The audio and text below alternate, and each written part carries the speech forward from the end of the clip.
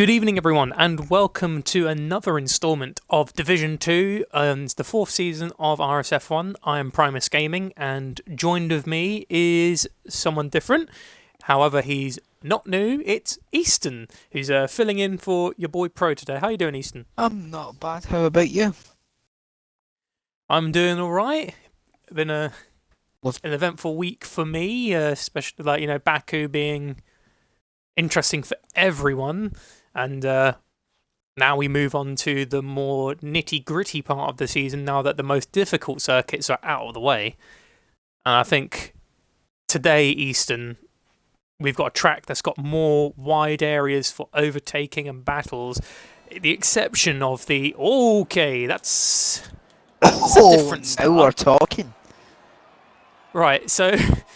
As I was saying, normally on a track like this, the only real overtaking area that is very dangerous and difficult and probably not going to be done on is the final chicane leading to the Wall of Champions. Because if you're on the inside and the person on the outside tries to stick it in, you're going side by side into the chicane, you're most likely going to get squeezed into the wall if you happen to be on the right-hand side. So... yeah, as we can see, these lot now have a little bit of a problem, and we have no idea if this weather's going to persist through the entire race weekend. I'll tell you what, I'll be bloomin' happy if we do. I'll be thoroughly entertaining. Yep, as well, everyone knows, we had that famous race in 2011 with all the rain and chaos. So hopefully it doesn't end up that way, but hopefully it ends up a nice, clean, competitive race. Well, you never know. Someone might pull off the Jensen Button, falling down to the very far back of the grid multiple times with issues, especially with colliding with his teammate Lewis Hamilton. Sebastian Vettel having that little spin at the end of the Grand Prix. He had like 5 pit stops, and Jensen Button had won that Grand Prix, and that was probably the most spectacular win, I think, in modern F1 history, because no person has had like 5 or 6 pit stops, constant damage and setbacks, and won a Grand Prix, other than Jensen Button. Yep, as I'm trying to flick through who's first out on track is Breezy, who is the first one out on track. They're all filing out nice and early, just getting some laps on the board. As a couple of driver changes coming in this as well, I believe AB Draco, or Draco, whatever he's called, is replacing Rippling One Shot in the Williams full time. And we have Hardy coming down from F1 Ooh, as well. Hardy's no stranger to Division 2. I think I remember he was actually racing in Season 3 in this division. I think I remember with Hardy. And now on board with Breezy as he begins his flying lap on Circuit de Gilles Villeneuve. A Canadian Grand Prix circuit. Moving down to turn 1, you can get a bit of a nice wide entry going in. You can clip the apex quite nicely, hug the right hand side. Looks like he had struggled to get his foot down, so he had a little bit of a problem with getting that traction coming out of turn 2. And now we're approaching the second chicane. This is where Nick Heidfeld famously had that problem where his wing fell off, and also where Lewis Hamilton and Sebastian Vettel had that infamous moment where Vettel's win was removed after Vettel had come off the track and almost forced Lewis Hamilton into a wall.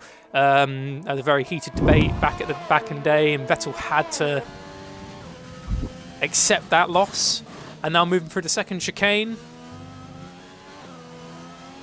Sorry, a next chicane and the second. There's so many chicanes here.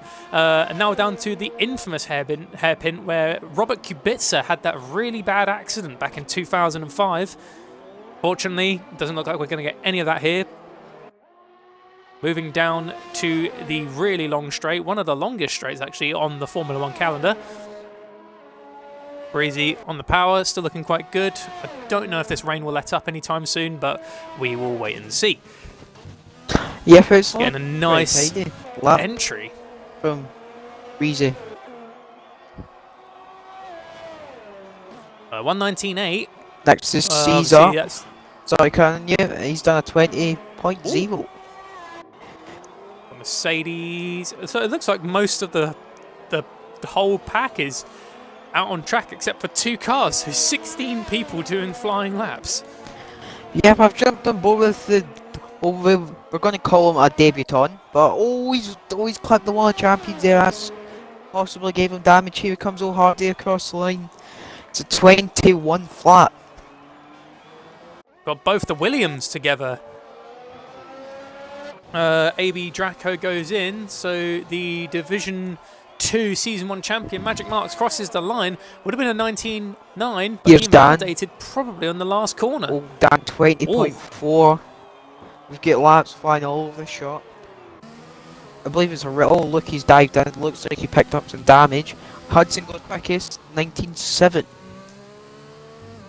JJ Hudson being one of the drivers that has definitely got the consistency as well as determination. Stidgen, on the other hand, Flying Dutchman comes across the line, and the Flying Dutchman he gets a 119.5 on the intermediate tyre in Q1. If it dries up near the end, everyone's going to have a complete fresh set of softs and a brand new set of mediums. It's all to really play for here in qualifying at the moment, but we will be saying goodbye to 3 drivers for the qualifying session at the end of Q1. Anyone else on the laps with Mega Centurions 3 seconds up? Stidgen's improved.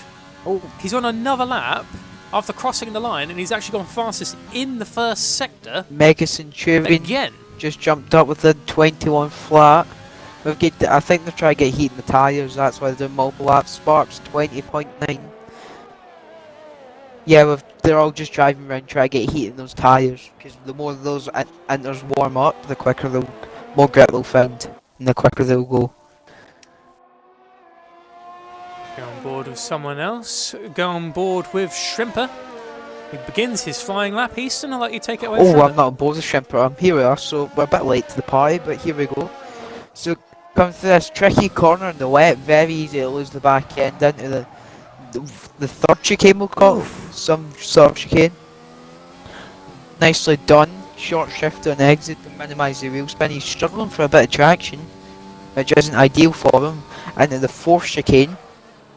Very difficult on track limits. If you cut the track too much, you'll obviously get that invalidation. So now down into a hairpin, possible overtaking move if you get a good enough run off that chicane. Very nicely done by Shrimper. Double lock up in the front, that may hinder him slightly, but he's still going to push on. Now down the straight, very easy but difficult overtaking zone as well. So now coming down into the famous Wally Champion chicane. Through the first part, nicely done, hooks it. Runs a bit wobbly on the exit. Oh, huge slide. Almost did. It's a what 98 Kevin though. Magnussen did. He almost lost the there's a back red end though. coming out of the chicane. Steffi's lost it. Steffi lost it coming to start his lap at the World Champion chicane. That's not ideal for him at all. Like we had a bit of a beached Mercedes down in sector 2 there for a moment, but he's managed to get himself going again. What's these McLaren? On board of Lukey, the other one. The Lukey, the other Racing Point's gone fastest in the first sector. Now pushing through the chicane down into the next DRS zone. Oh, Muddy's hit the wall, finishing his lap there. It's going to be a... It's going to... Oh, he matches his teammate near enough. The McLaren's looking quite strong in these conditions. Even with damage, he still did pretty reasonable. The battle for the championship, though, is up for play because the championship rival of Muddy Biscuit is now pushing his way through the chicane. Down to the straight. Looks like he got a bit of a wide exit, though. Yeah. But then again, if you get a bit of a wide entrance to a corner, you can get the momentum going down the straight, hopefully pick up some speed, and moving through the Wall of Champions chicane, ever so close to the wall there, but not making contact, which is very good. Lukey crosses the line and goes only 12th fastest. It looks like he might have lost some time there, and he's going again. Yeah, just getting heat in those tyres as we said earlier on. And who's on the lap? At the end of the lap. I think it'll be Josh next. Yeah, he's already gone fastest in the second sector. Don't know what his first sector time was looking, but Josh is looking pretty good right now, going down the straight. The Ferrari-powered Haas on the power. And Obviously, there's no DRS assistance because the rain has disabled the DRS. Pushing down through the chicane, clipping it quite well actually, maximising full speed, a little bit of a wiggle there from the rear of the car. Oh. Josh crosses the line P3 with a 19.5. A pretty respectable lap, and it actually does establish himself to Muddy Biscuit, and that will show Muddy Biscuit that Josh is a bit of a threat today. Yeah, Sturgeon still sitting comfortably at the top. If I was any of these guys that came in pits, I would go on another set. In case there maybe like some changeable conditions in the race where you need to save those inters. Oh, looking across the line, he's not improved. He's lost. He could be struggling here. Yeah. Sturgeon invalidates. There's a Frank in the back, Milan's invalidated, there's 100th up, there's a Red Bull next to Hudson. He's invalidated. Alpha next. Of Caesar, who's not invalidated yet.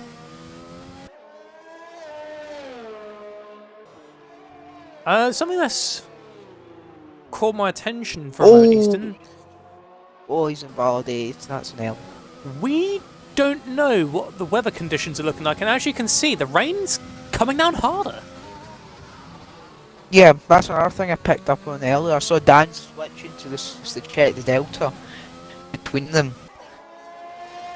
Between the tyres, see if he can maybe get away with a cheeky soft run. But he unfortunately couldn't, as it looks the rain is getting a bit heavier. Because obviously the light rain you can tell, but when you're on board with Magic Marks, you can see how violent and heavy that rain is now. It looks like Dangerous Dan is probably considering maybe going to wet compound tyres. Yeah, basically anyone that's not still up needs to get out ASAP to settle up on because they won't improve, because I believe the wets are 2 seconds a lap slower than here, and there's Magic Marks just proving he's just lost lots of time because he's struggling for grip and sliding all over the shop. Could be losing Evo, Sturgeon, Steffi if the weather conditions is too intense for the intermediate tyre. Their chances of getting into Q2 is lost. Oh, Evo's just invalidated as well. Oh, but he has got enough time to go back around if he chooses to. Sturridge will be the next one of the bottom 3 to come through. He's done that chicane pretty nicely, to be fair. Short shift on the exit. I don't know how that second sector compares to anyone else. Hopefully he can find it. Oh, he's went down in the wrong gear there. Now down the straight.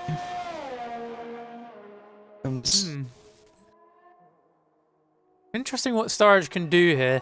Going down to the chicane. He's got to get a good run from there. He actually completely stays off the curb coming out the chicane, which is quite tidy from Sturridge. Only goes P16. Yeah. It does look like, even with a belter of a lap, the rain's intensity is making itself known, and Steffi gets a little bit on the grass there coming up the chicane on the final corner. Goes P15. He puts Magic Marks down. That must have been. Oh, Magic Marks went round. Speaking of Magic Mark. Oh!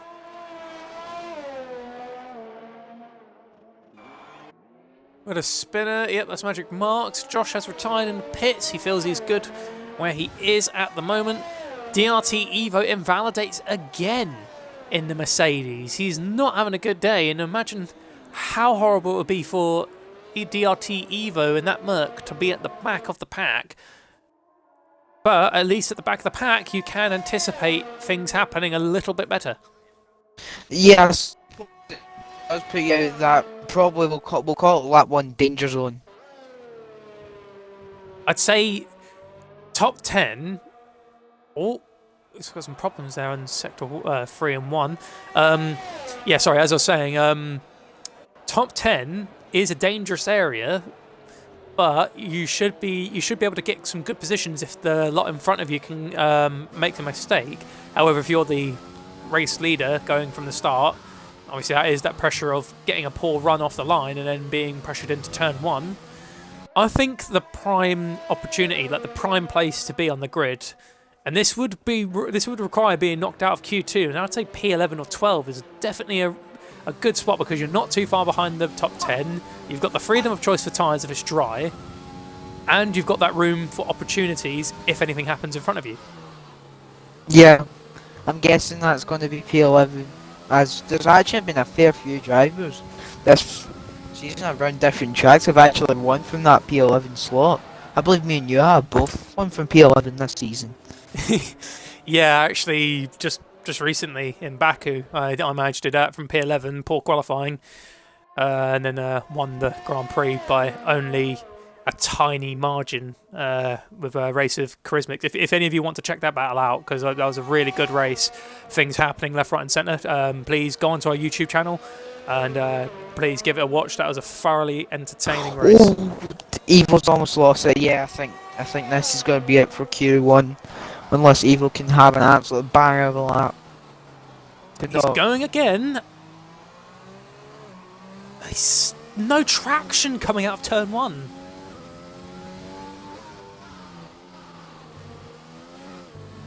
Is it me, or is he just having a bad... Oh my god! Yeah, it's really that was close. He has no time now. He is 2.5 minutes left to the end of Q1. He's not even halfway through the track. And it's not intermediate tyre weather. I think that could be it for DRT Evo. He cuts through that chicane there in sector 2. Bit of a naughty move there. Shrimper has come out the pits. He's trying again. Someone's throwing a curveball and Storage is throwing on the wet tyre, see if he can find any lap time. Oh, at this point, he has absolutely nothing to lose. If he doesn't improve, he's out anyways. So let's go on board with Sturridge, the only car to have taken the gamble to put on the wet compound tyre. This could be make or break for Sturridge. So as he goes across the chicane, it seems like he's got a little bit better traction coming out of the final chicane than the other cars do. Magic Marks is debating trying the same thing, but does he have enough time to get out and set a lap? Going across through turn 1 goes Sturridge. Look at the... It is definitely wet weather. He got such a brilliant run there through turn 1, better than Evo did. Evo barely could even get his foot on the power of how much he struggled on those intermediates. Oh, about what he's 2/10 up though. He's went That's enough at the moment. He's done the Sebastian Vettel line. Under pressure by Magic Marks. Magic Marks cannot obstruct Sturridge, because Sturridge is the car who's currently on a flying lap, and he invalidates. He should have won a bit more. He's backed off. I don't think he'll make it now. It's going to be very tight for Magic Mark. He won't do it. The only way Magic Marks is actually going to be able to cross that line on time, and if he does, it'll be a very naughty move, and I don't see him doing that. He's cutting directly across that chicane, but even if he did do that, it would invalidate his time immediately for the next lap, and just with 10 seconds to go. Yeah, won't make it. The champion of Season 1 in Division 2. 3, 2, 1. If he had like 4 more seconds, he would have been able to cross the line. Is that all she wrote? Yeah, Shrimper. He thought about it. Shrimper did have a little think, but no dice. And the brave man fighting his battle with cancer is in P7 and will make it into Q2.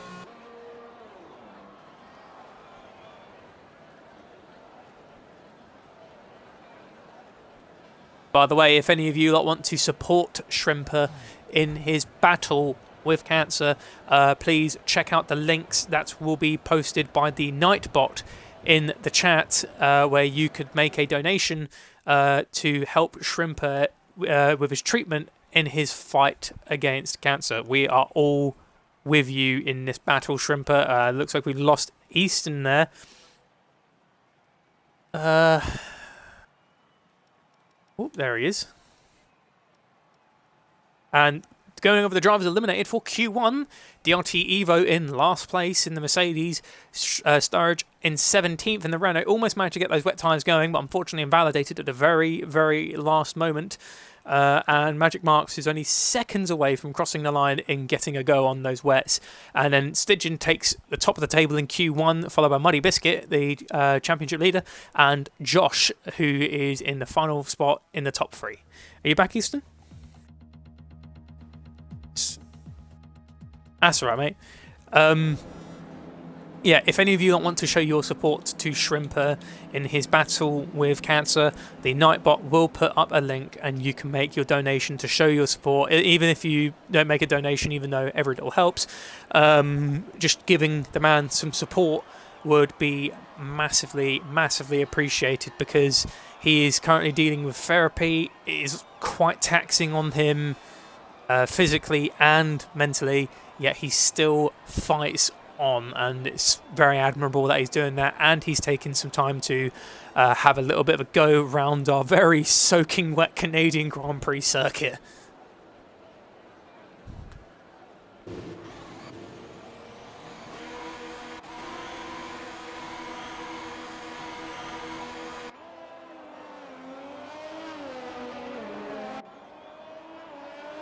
The rain is more mild though compared to Q1. I mean, if we go on board with Caesar, the rain isn't as heavy as it was at the end of Q1, so we could probably, if not at the end of Q2, maybe at the end of Q3, we could see some dry weather starting to appear, because you can slightly see on the driving line of the track, there was a couple of little moments where we could see like the odd little patch coming through.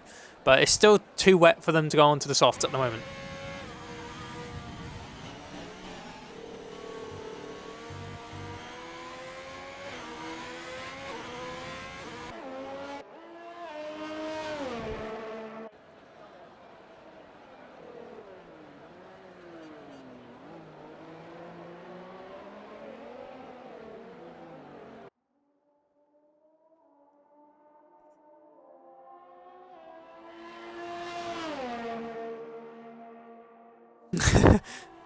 And then we got Caesar to Wizard, who is now beginning his flying lap in just a brief moment. Easton, I'll let you take it away with Wizard.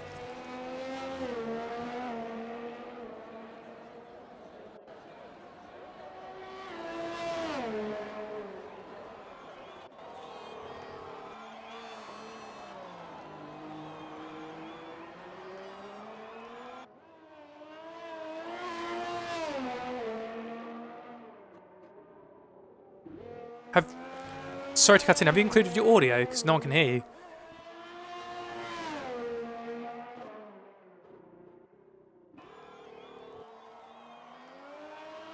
I can't hear you on the stream.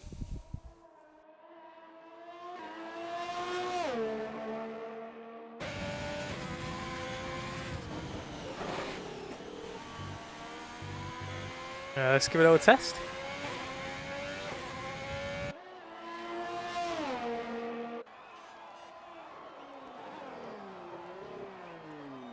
Yeah, I'll go from here.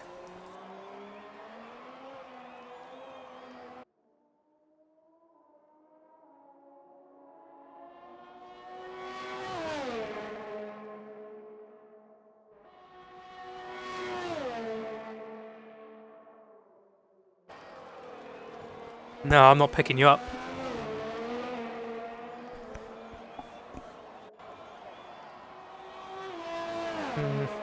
I mean, the quality's still good, you know, we're not having any lag, it's picking me up quite well, it's just not picking you up.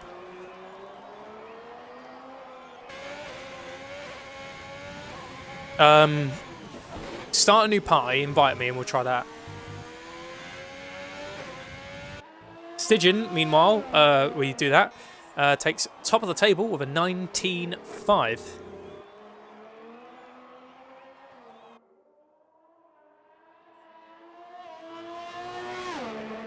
Muddy gets second, 19.9.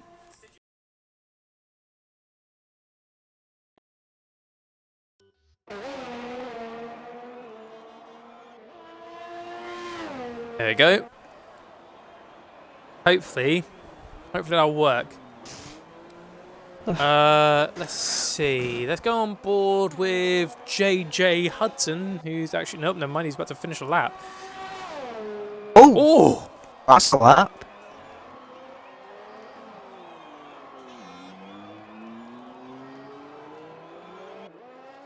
That's quite a lap down. Right. Hoping that picks you up in the. Oh, it stopped raining actually. There you go. Yep, it's all working now. I can hear you on the stream. Yeah. Oh, that's cool. And it stopped raining and just rain lying on the track now. So it's now just a matter of waiting for that correct opportunity. Magic Marks, however, missing out. He quite likes this track in the dry conditions and just missing out on trying to get a really good lap in the dries, but he will have that ability to work through the pack at the beginning of the Grand Prix because it's not over yet. Yeah, I bet the people that would get through in the top 10, but we don't know who, would prefer that if it stayed wet, so they can get that free choice of tire. And look, he goes quickest. 19.1, that's what I'm meaning with the drier inter track. When it begins to dry up in the inters, this is when they're the quickest. As there's less water on the Pick track. up that prime grip. Yeah, that's what I was looking for. Oh, see, oh, he's proved my point. Steffi goes quickest now. Crikey, here comes another Red Bull. Nope, invalidated. Now Mercedes. Oh, he managed to collect a 20.3. Doesn't look like Dangerous Dan's having a good time here in the wet conditions, or into, sorry. Oh, Draco, huge oversteer there. That was close. It's a lot of oversteer for the flat right-hander. Yeah, look, it's definitely beginning to dry up. I believe a couple of drivers are going to try go over to the, not the racing line, and just pick it. Oh, keep those tyres cool. Oh. Very soon he's going to have to consider calling it a day for those intermediates and getting ready on some dries. He's the really spray's struggling. Still there. It's not quite time to change onto the slicks because if you can still see a spray, it's not dry. Yep. Is it going to be? Is he going to pull it in? No, fair enough. He's got to continue on his lap. Oh, he cut it quite close there for the track limits. It's going to be a quick lap. 19.1. Ooh. As with a few mistakes as well from Draco, so he'll be quite happy with that, I'd imagine. Is anyone else in the lap? Milan's 2 tenths up. It's definitely, it's going to dry out any minute now. Question is Milan going to stay out?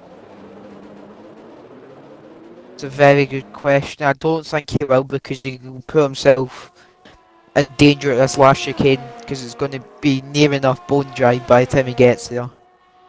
Spray's gone. He's going to continue with it. He's going. He's going to struggle for grip. There's no spray. It's not worth continuing. Yeah, I lost a bit of time. What did Stigin say? Oh, Stigin goes quite. Oh, wow.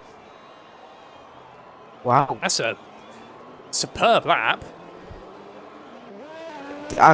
Yeah, I think Stigin got the best of the conditions there. Just as before the crossover point hit. DRS is enabled. Yeah, he's done that lap perfectly then. He's timed that perfectly. It wouldn't make a difference, like, but I suppose. I mean, how did he manage to improve? I mean, S04 Milan just got the fastest sector in Sector 1, and it's dry. Yeah, he'll start his tires will burn out here though, as he's got nowhere to cool them down. Unless he sets an absolute banging middle. Oh, he's still going quicker, ignore me.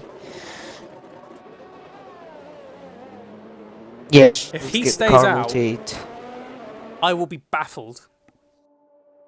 He's running out of fuel anyways. Oh dear. Instead, he's going to walk past him. Stygian.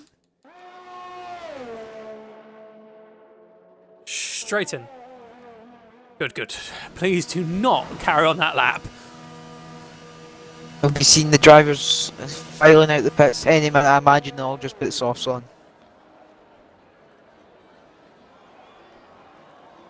Now, it's one thing on finding time on the mediums, obviously, or the softs, depending on what they go for.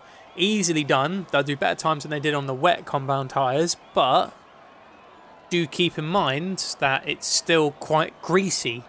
Even though DRS is enabled, the road, the tarmac on the track isn't quite warmed up yet. Yep. So it'll be quite interesting to see. I will imagine that I'll leave it as late as possible to get the best possible track, so I wouldn't be too surprised if you see all 50 cars out in the last minute. We've got a little quiet snap here at the moment. And, yeah, we can really see what people are trying to do now. Josh and Shrimp are put on the mediums. They reckon that could be the way to go. Dangerous Dan is actually in considerable amount of danger. He might actually get a better momentum on dry. He might be sort of like a dry weather runner. No, that could be more his playing field, but... Oh, I can hear the sound of a car being started up. That is an Alfa Romeo. And One, though. I'm not sure, but it looks like they've still got the inters on. Oh, both of them. No, they've not got their inters on. They're on softs. Oh, I've got to invest it, not me. If they went out on inters now, it'd just be a complete waste of time.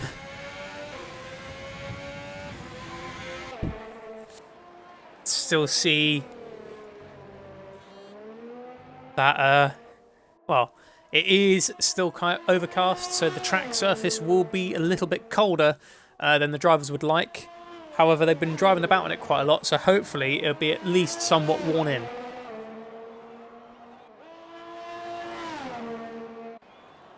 Yeah, That's the hairpin goes Caesar Wizard. Yeah, and this is where we're going to see all the fast times coming in. Caesar's going to be the first one to see a dry tyre lap for F2. Just need to make sure this is perfect, otherwise Caesar might be at risk of being eliminated from Q2. Everyone going for the soft compound tyre. Crossing the final chicane goes Caesar Wizard. Here we go, there's a couple of cars coming out the pits. He's going to get, but no, he's just going to avoid the traffic, I think.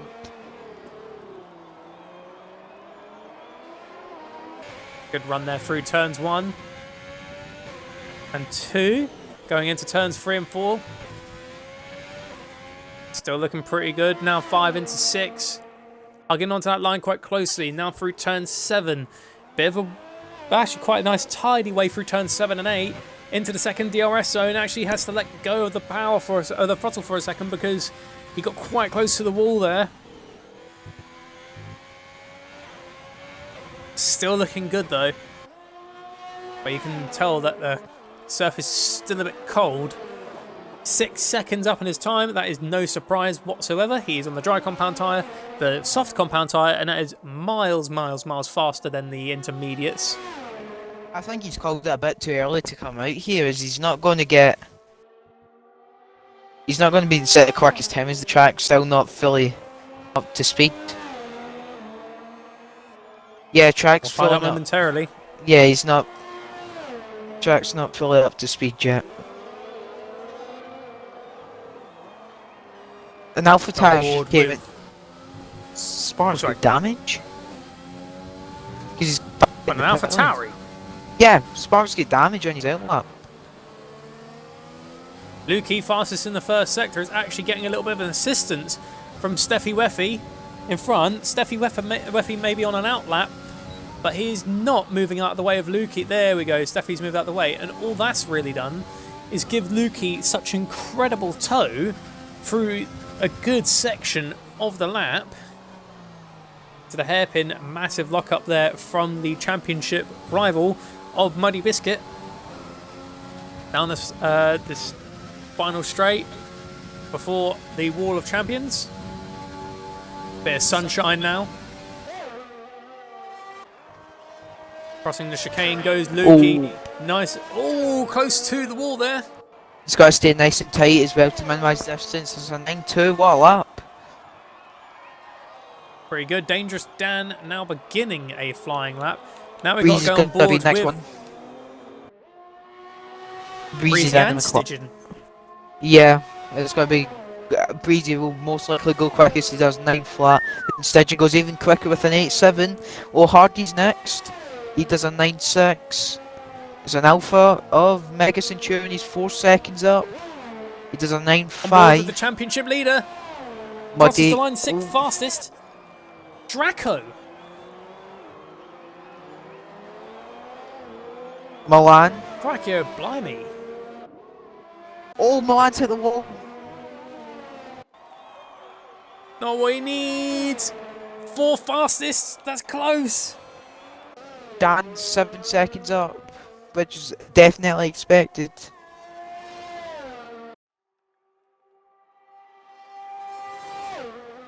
So here comes Dan into the last chicane. Very nicely done. Tapping those curves. Snap of oversteer. Sparks has missed the line. Dan's Oh. in the danger zone, some would say. Muddy's a 4 milliseconds up. Caesar, what's he going to set?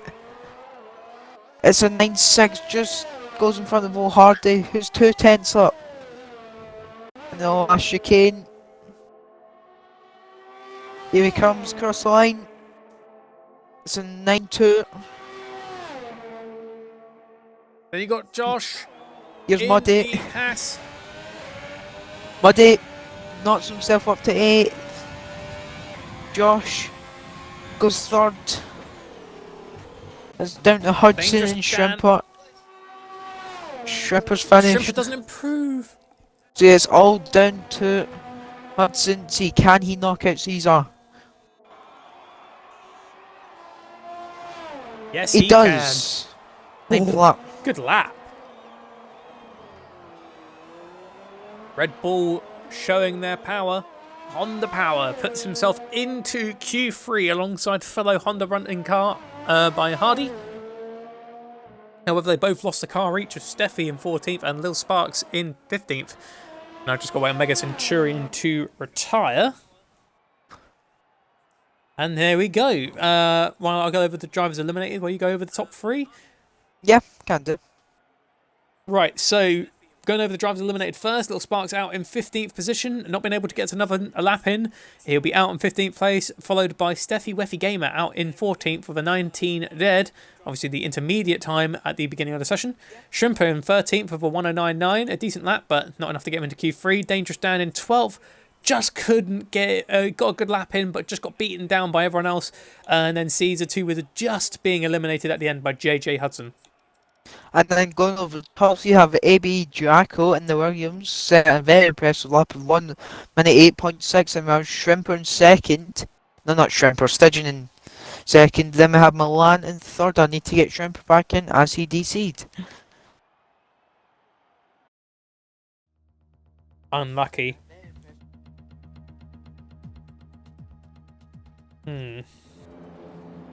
Don't know what it's going to be like for the race, because it was a wet start to the qualifying. I actually got all wets for a short moment there. Yep, I imagine it's going to be... Oh, it's nice and sunny now. Prime opportunity for a good battle for the top 10 shootout. Track should be roughly worn in, so we can see some pretty quick times being pushed out.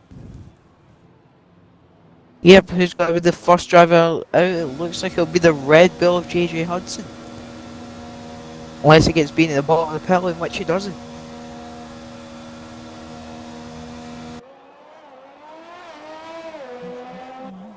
Let's see what he can do. Obviously, this is the last season I think we got of running with the 2020 cars for...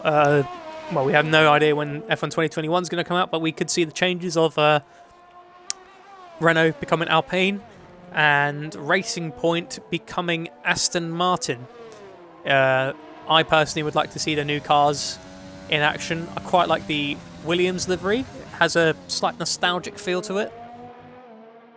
Yep. And Red Bull, no change whatsoever. Yeah, that's another thing I'm looking forward to for next game. As the new have you seen the changes to Australia they're making? No. Yeah, they're changing the track out quite a bit. Ooh. They're Well, I widening mean, corners and taking away a chicane and adding a straight. So just to make overtaking a bit better in there. So it'll be interesting. that's good and all. I do quite like Albert Park as it is. It's difficult, but every track is. You have a one moment where you could overestimate a corner or underestimate it, and it can punish you for it. Yep, as J.J. Hudson started his lap. So 19 to first sec. Don't know how that actually ends up, but oh well. Still looking pretty good though. Into the second sector. He will be fastest in the first and second sector because, well, he's the first car to actually set times in those sectors.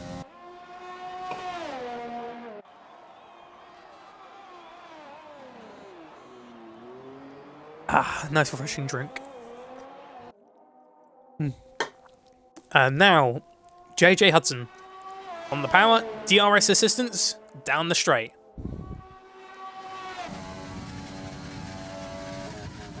In my opinion, if you nail the World Championship chicane, it's the most. Oh, I spoke too soon. Oh, he hit it! Luckily, not invalidate. Well, not invalidate. Oh, no, he didn't validate. Not going out from damage, but it means you'll have to go back around the track and go again. That was close. That could have been a hell of a lot worse. Stygian, an 8-4. By the sounds of it, even you're surprised by that lap. I know that's quite good. Jeez. Muddy 8, Potential 9. F1 pace.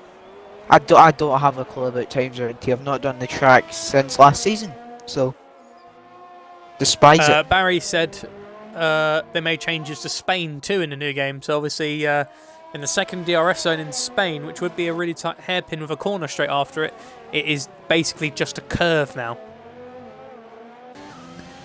Yeah, that's actually quite. That's going to be like Zandvoort turn 1. That will launch it around the outside.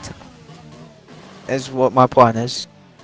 Oh, Breezy having to go off the track there in the chicane to move out the way for the fast-going McLaren of Muddy Biscuit, but doesn't matter. Muddy has invalidated.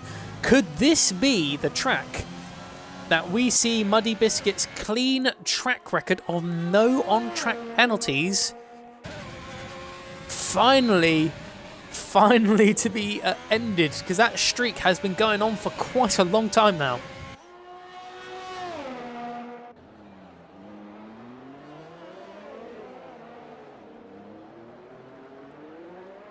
Josh, down the straight. What's your top 3 prediction, by the way, Easton? Oh, I don't have. Well, safe bets probably Stygian. Well, I'm going to throw Stygian on pole, Draco second, and Milan third. I'm going to say Stygian pole, like you. Lukey second, FFR Milan third. Yeah, it's. People are pushing out some good times here. Lucky's on an lap, so I'll sit and watch Lucky's. Or, yeah, Josh is validated again. On board with the championship runner-up currently of the season. Going round the first couple of corners. A little bit of a lock-up there, but it doesn't look like it's affected him too much. He continues to push on. Through the next chicane. Nice clean entrance there. Tiny little clip of grass, but it's not hampered him. He's gone fastest in the first sector. So spurred on by that purple first sector, he's going to push on through the second DRS zone. It's looking pretty good. Now across the chicane. This is such an easy spot to invalidate if you catch too much of the track going through it, or a too wide of an exit coming out. Luckily, he doesn't do either. Fastest second sector. This could be the opportunity Lukey needs to really bring some damage into the championship battle. Muddy Biscuit up in fourth, but a load of people are starting to push the 108 territory. Final chicane. Can Lukey set himself up there and impress the F1 division with some really quick times? Oh, it's an Oh, 8-7. he lost some time. An 8-7. They think he might have lost it a little bit in the hairpin. That's the fastest third sector. He should have done the fastest first, fastest second, fastest third. Yet he doesn't go quickest.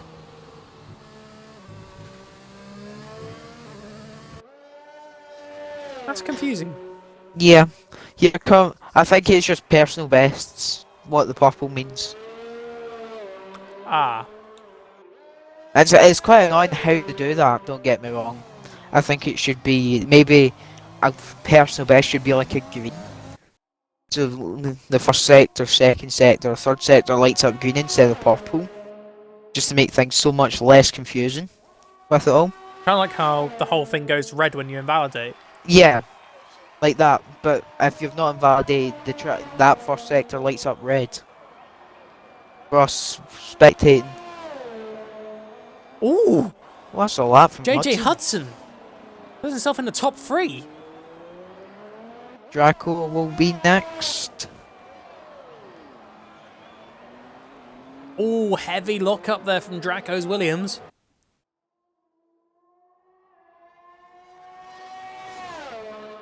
Still keeping the momentum going though, even with that heavy lockup.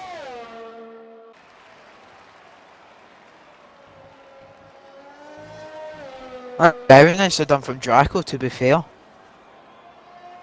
It's an 8.085. Ooh! Throws a Good cat. lap. It's the pigeons. Here comes Centurion starting the lap. Is Hudson on another one? That's a question. He's not. No, he is. Never mind. Ignore me. He's 200s up. Shall we go on board of Hudson as he's nearing the end of his lap? Yep, he's not got much ERS or fuel. I wouldn't be too surprised to see him pull in. And he doesn't. That's very nicely done. Ooh. He's cut that perfectly. Oh, he's... It's getting close. It's getting close.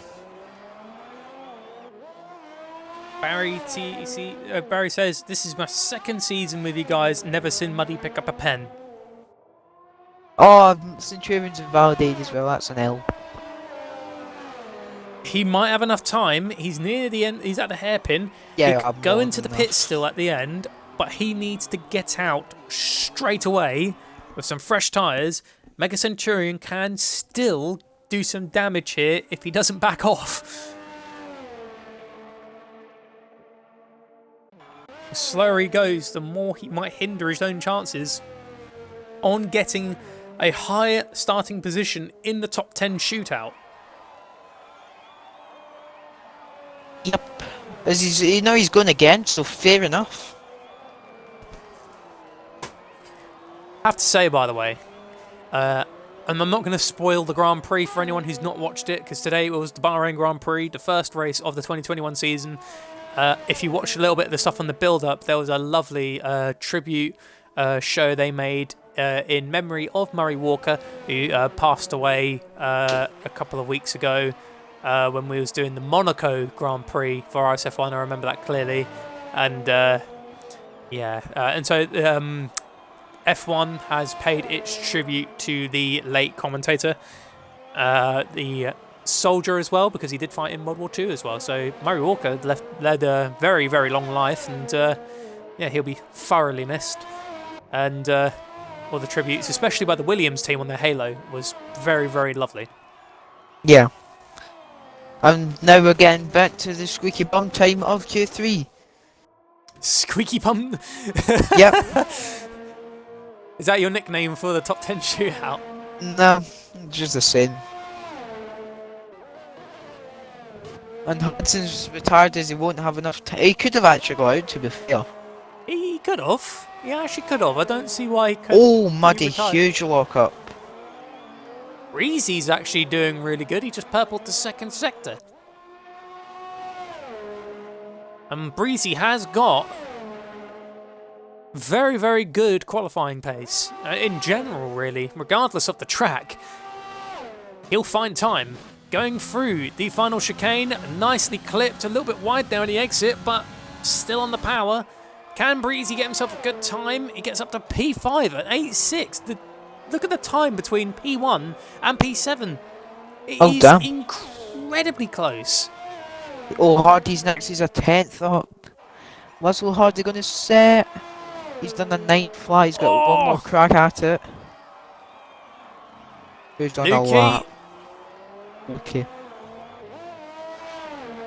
Let's begin a lap. Milan's got to be. Oh, Milan's called out of it. No, Milan has invalidated.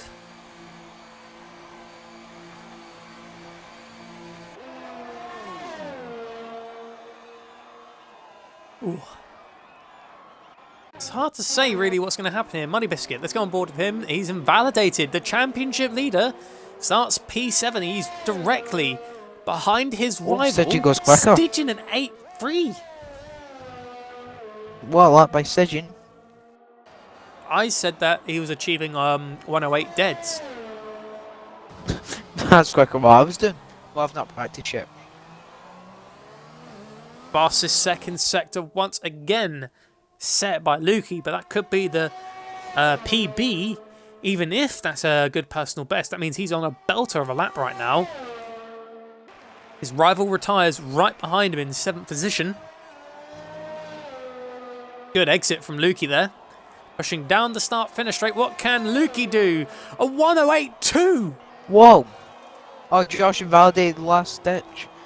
It would have been an 8-4 as well. I would have put him on the second row. Draco! He's a 10. Oh, He's no! invalidated last moment! We'll see what Draco What could have was done! He crosses the line! It was an 8-5. And he would have gone onto the top 3 quite easily. Unlucky to Draco. That is a superlative lap there from Lukey. That's brilliant. A 108.2. We thought Stidgen's pace was monstrous around here in terms of qualifying. Lukey capitalises on Muddy Biscuit's struggling qualifying session.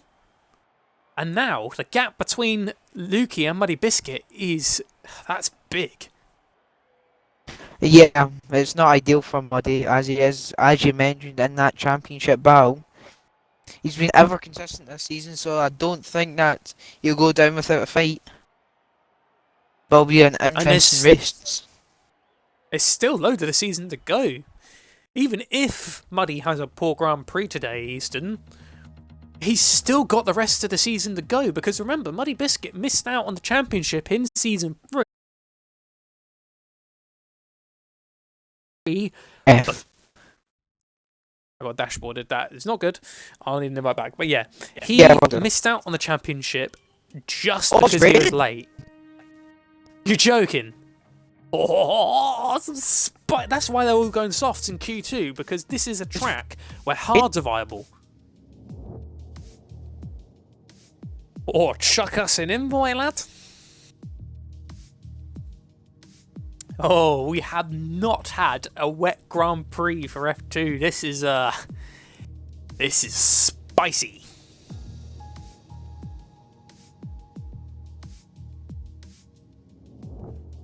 Ah.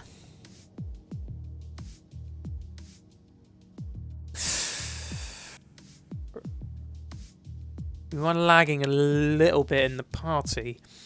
Once you get into the lobby, invite me.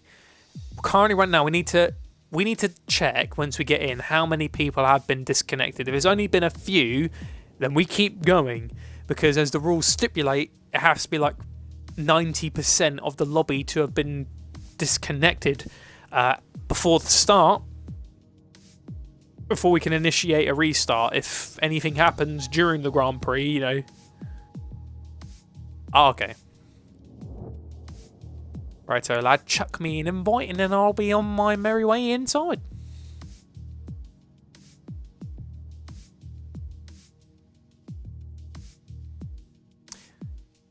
I did not hear a word that you just said. Oh, and there he goes. Guess we'll join Lukey.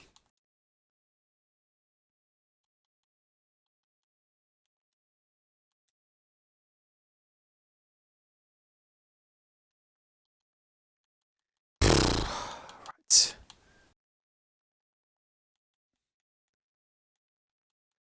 Can a driver from the lobby please invite me? Right, I physically cannot get back in without an invite, so someone's going to have to invite me.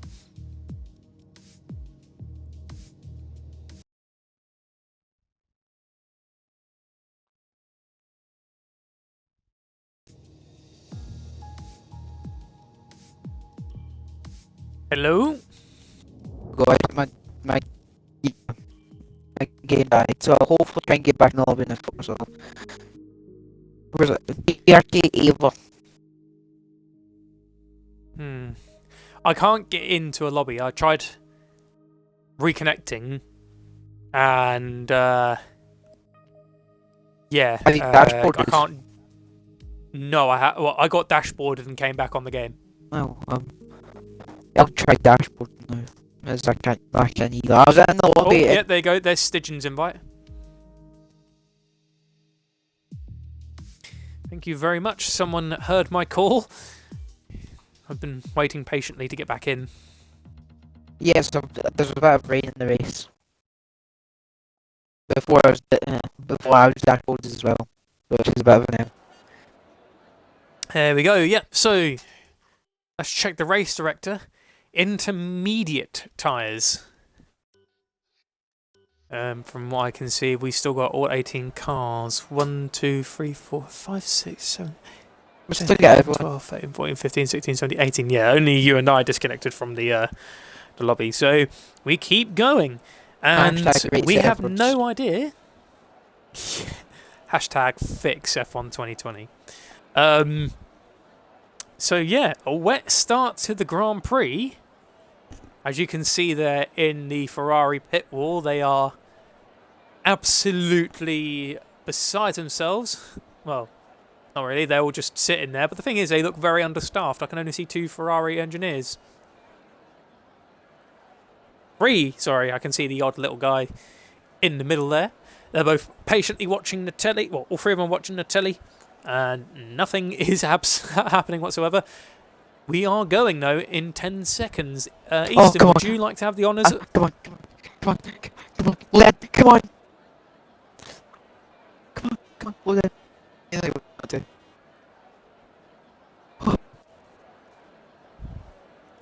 Right, here we go for the formation lap. Yes, I made it. Easton, would you like the honours?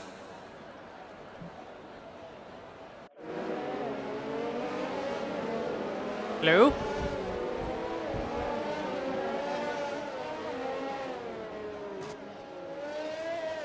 No, it's just kicked you. Right, I'll just go on from here while we try and get you back in. Right, in 18th position is DRT Evo in the Mercedes at the back of the grid, who had a little bit of a moment there hitting the wall in the formation lap. Sturridge in 17th in the Renault. 16th is Magic Marks in the Williams. In 15th is Law Sparks in the AlphaTauri, followed by Steffi Othigamo in 14th place in the Red Bull. 13th is Shrimper in the Racing Point. 12th, Dangerous Dan in the other Merc. 11th is Caesar 2 Wizard in the Alfa Romeo. And then going into the top 10. Oh. You good there, Easton?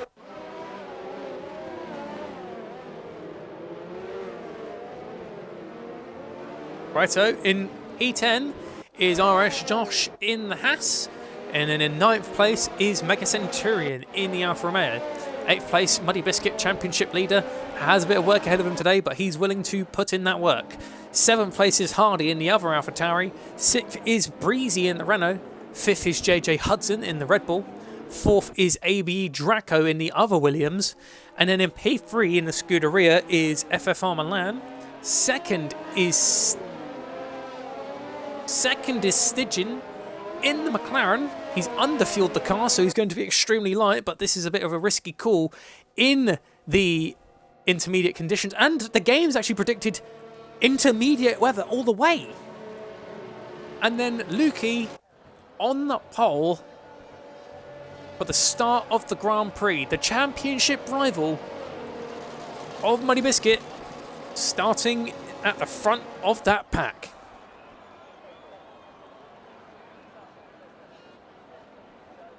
Oh, Easton It's going to be tense now.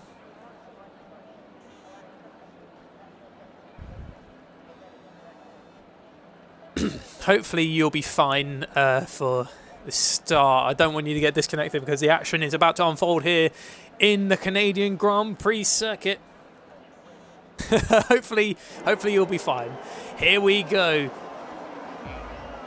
1, 2, 3, 4, 5 red lights. And it's go, go, go for the Canadian Grand Prix. Looks like Lukey could not get off the line that well. So Stidgen's actually going to challenge. Round the outside into turn 1. The Ferrari's getting a little bit of the piece of this action. Side by side goes Lukey and Stidgen. Stidgen, it looks like he's going to get the better run through turns 2. They're still side by side. Looks like AB Draco managed to get a run on the Ferrari, taking the lead of the Canadian Grand Prix. Goes Stidgen into the first chicane. The Ferrari for Milan retakes third position. And looks like AB Draco now falling out of the grid because he's got pressure from JJ Hudson going through into the chicane. Oh, looks like Lukey's now run wide, and it's allowed the Ferrari of FFR Milan to make a little look, but nope, he falls behind for just a brief moment. Not quite the moment to make the move.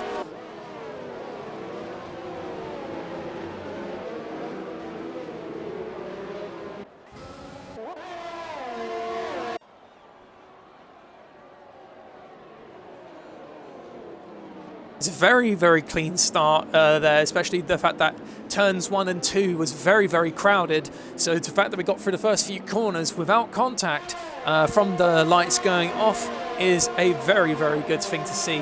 And very well done to all the drivers for maintaining composure and being careful, making patient overtakes or just using their patience to just bide their time.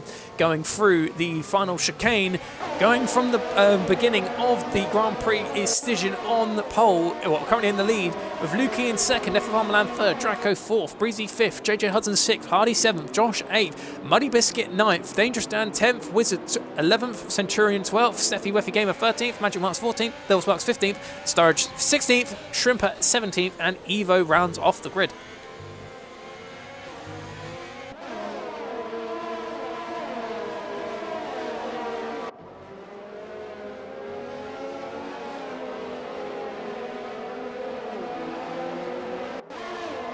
Problem is with being underfueled, and also, as you said, it's good though because he's very light. However, he will drink through his fuel in intermediate conditions at an alarming rate. Mega Centurion, the first car to collect a 3-second time penalty.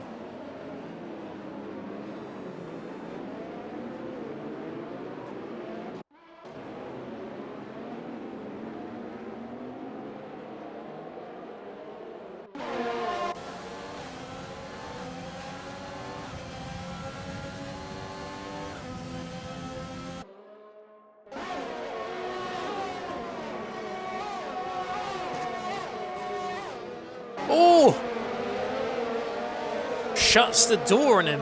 Very good work there from Sturridge. However, looks like Shrimper's going to get a little bit of a piece of this action because he's looking down the inside, possibly going into turn 1. No, he backs off just for the moment. Hard for him to get a move.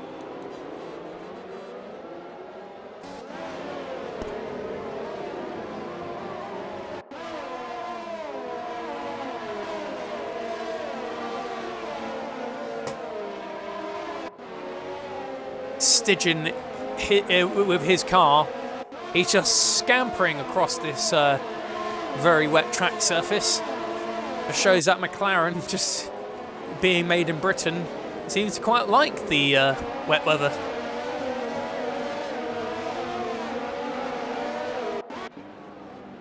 Meanwhile, heavy lockup from Draco.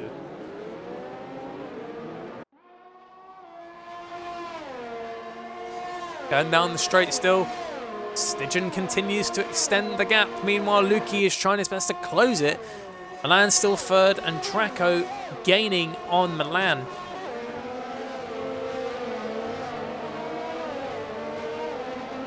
Very, very good work to the drivers. We're 4 laps into this Grand Prix, and everyone has held it quite well.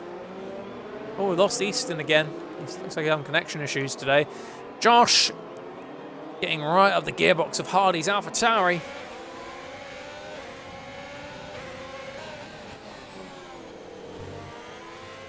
And he is hanging in there.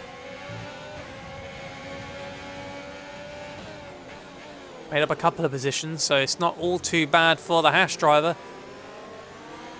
But this section is very, very treacherous for tyre grip and traction. And they're in intermediate conditions as well, so interesting to see what's going to be played here. He's still got Muddy Biscuit keeping him honest.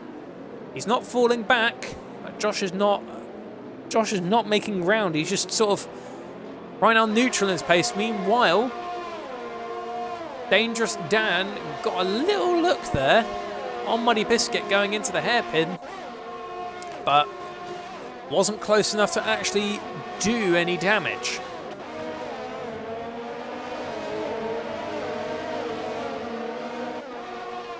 Draco's making some serious ground. It's hard to really keep track on any battles here because they're all close together and no one's making a move. Plus minus my Cocom. It's especially hard now to keep track.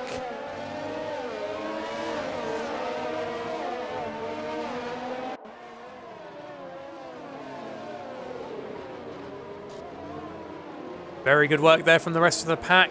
However, looks like Lil Sparks and Shrimper both collect 3-second time penalties. That's another 2 added onto the penalty train. Division 2 has witnessed some really big moments here, such as the time when RSF1 Brundle, now known as Michael, claimed his win back in the day in Season 2. Actually, I think it was Season 3. Definitely Season 2 or 3 when he claimed his win here. And one of his only wins of the season at the time. Meanwhile, Draco still keeping on that pace. The gaps have slightly opened. The only gap that's quite close is Sturridge and Little Sparks. It looks like Sturridge is going to send it. He's going to try round the outside going into the chicane. He's holding it. Spark shuts the door. DLT Evo receives a 3-second time penalty.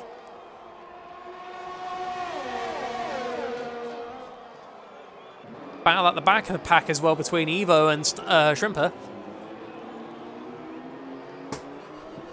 Lap 6 out of 35, and it's been tremendously clean.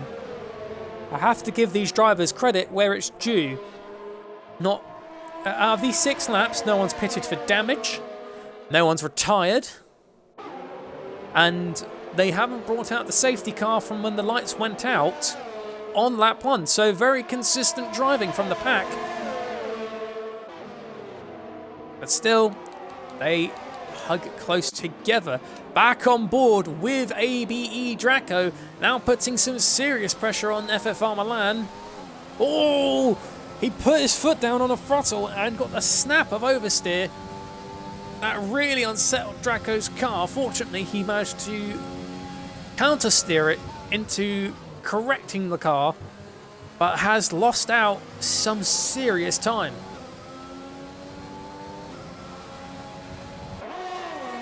Lukey sets the fastest lap of the race in the intermediate tyre. Is it me or... Oh, it stopped raining. The raindrops have stopped. I think soon drivers are going to make the call to go into the pits and put on dry weather tyres because that spray is gone.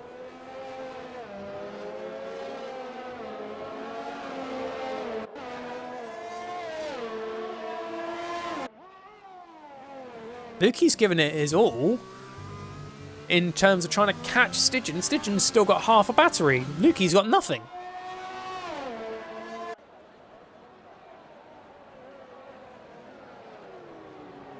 Centurion collects another 3-second time penalty. That's 2 penalties now for Mega Centurion.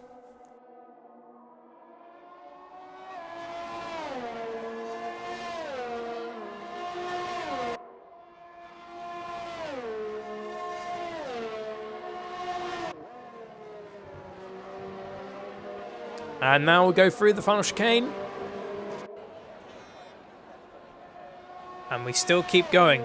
The spray's still prominent, so it's not quite a time you can still see the greasy surface of the track. So it's definitely going to be any time between, I'd say, the end of this lap or the lap after, when we could potentially see drivers biting the bullet and putting on some new tyres.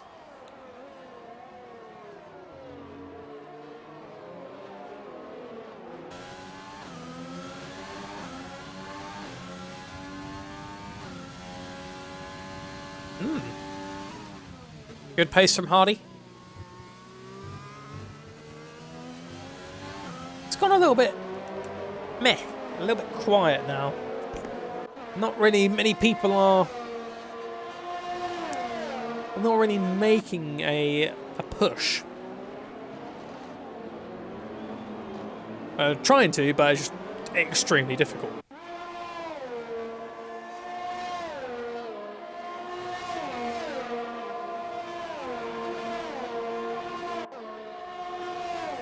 I don't think Easton's coming back.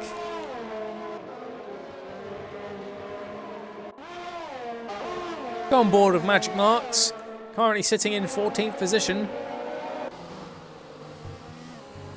He is definitely looking forward to doing some work. Caesar 2 Wizard has chosen to take the opportunity to go into the pits for some slick tyres, but there's still quite a bit of spray coming off those cars.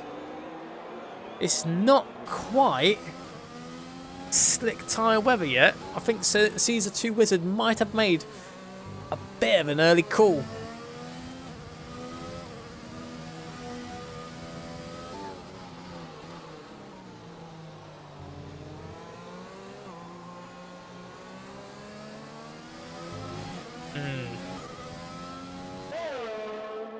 Keep an eye on him. Let's see how Caesar's doing.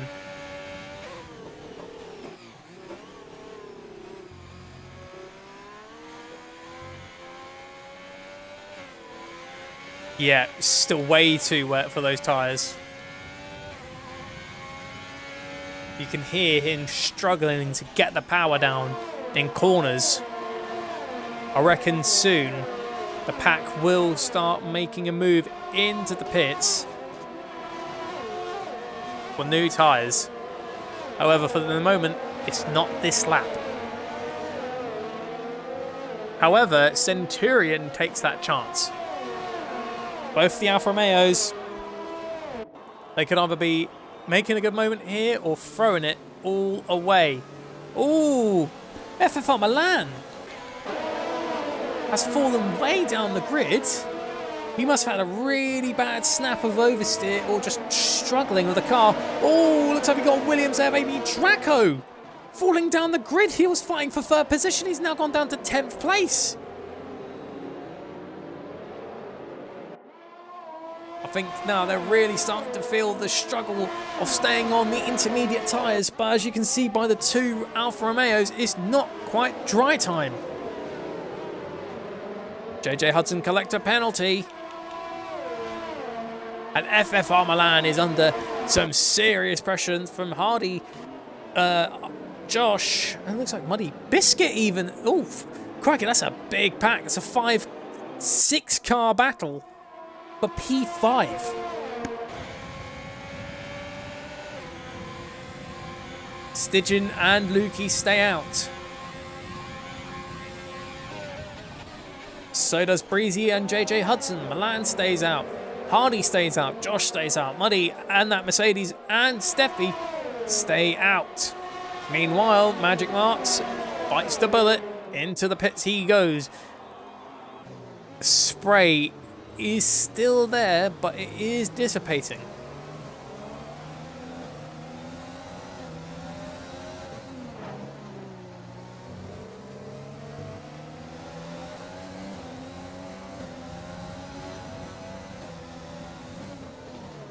Draco's even took the time to put on medium tyres, but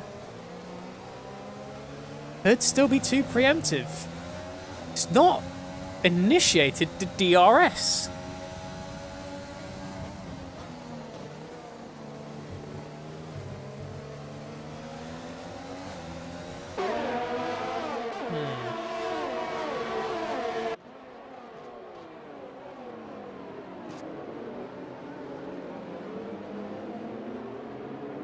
there's still some slight spray coming off those cars.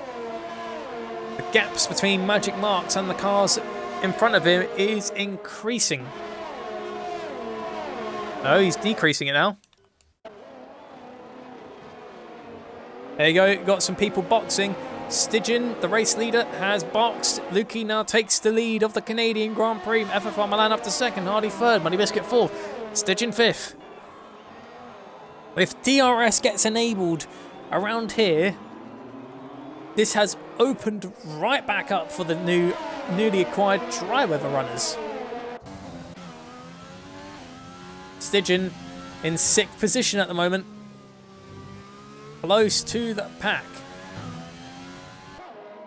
If DRS gets enabled at any coming moment, this would have played beautifully into Stidgen's hands. And to be fair, he's actually gaining on the intermediate runners right in front of him.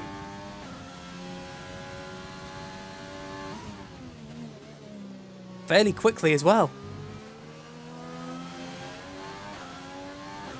Bit squirrely, it's quite greasy, the track surface. Oh, look how close they are. He's definitely going quicker.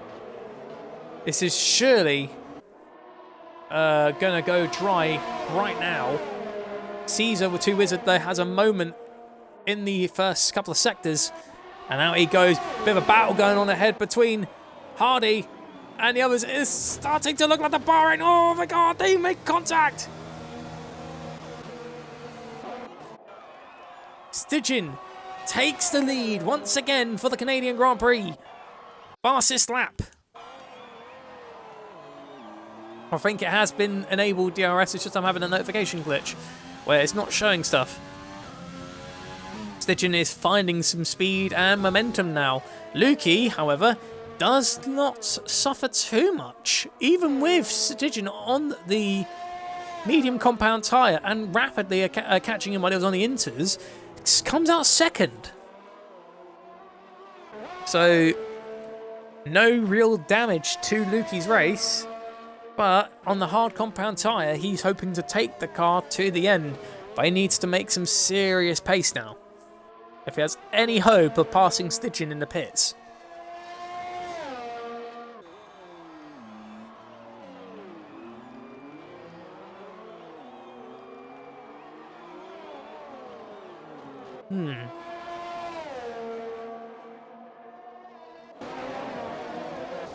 Oh! Got a car out, let's make a Centurion. Is that a safety car?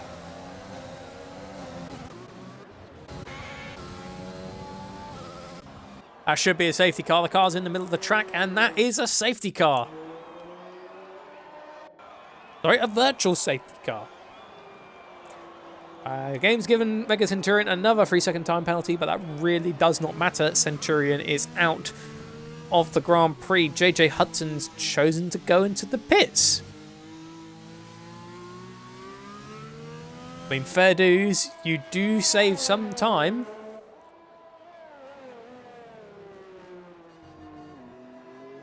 And there we go, we get going once again.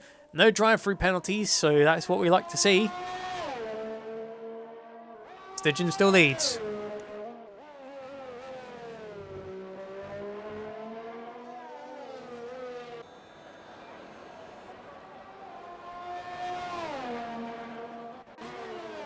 Very, very quiet Grand Prix in terms of battles. Oh, there you go. A little bit of action between the Mercedes of Dangerous Dan and Steffi in the Red Bull. Steffi covers off the inside. Dan's going to try and make a move around the outside. What can Steffi do? Steffi does get the better run out the hairpin, but Dangerous Dan's going to get the slipstream and the ERS down the straight. However, no DRS assistance between the pair of them. There we go, across the final chicane. Looks like Magic Marks is getting a DRS. And he's challenging down the inside on Steffi. He's made up some good ground now. He's at the back of the pack and now he's already fighting in the top 10.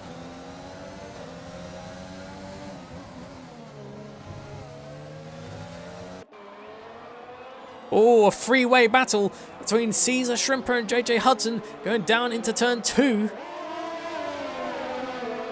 Caesar being on the worn soft tyres from when the weather was just too wet. That means he won't be able to have the full grip that he wanted in those soft tyres. And he's being immensely pressured by Shrimper right behind him with that Red Bull. Gotta give the drivers credit where it's due. Look how close they are with the amount of respect they're giving each other. Shrimper, he's going to make a move down the inside. They make contact. It's free wide once again going in there. Oh my God. They're so lucky to maybe not have damage, but JJ Hudson made the moves off the track, so he had to surrender the position, or he could be at risk of getting penalised. Shrimper down the inside on Caesar.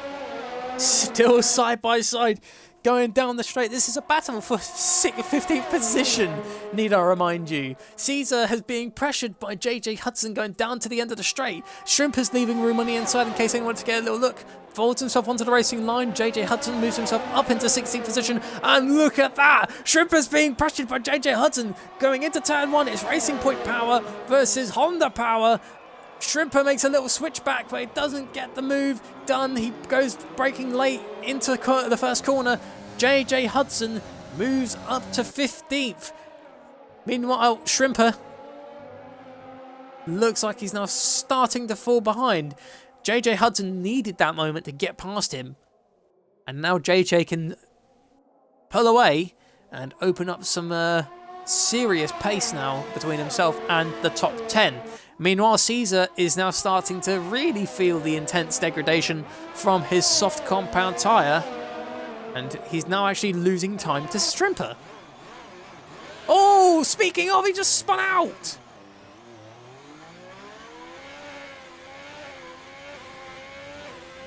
Eee, not what you need. He's praying for a safety car to bring him back into contention, but we've only had a virtual.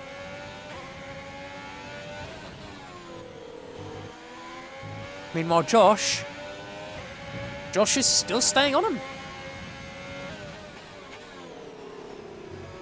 There you go, the Renault of Breezy with that penalty. He's fighting back. He's fighting back Josh in that Haas.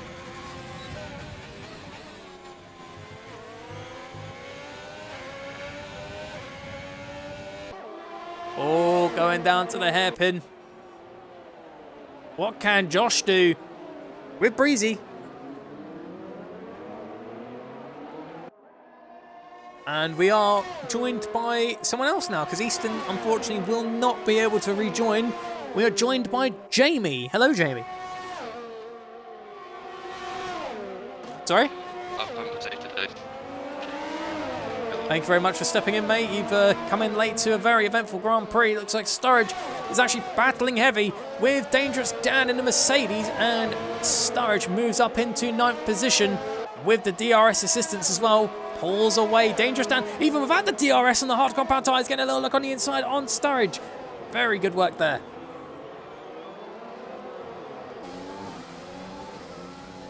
Sweet, load the game up. Hopefully you should be able to join from my profile.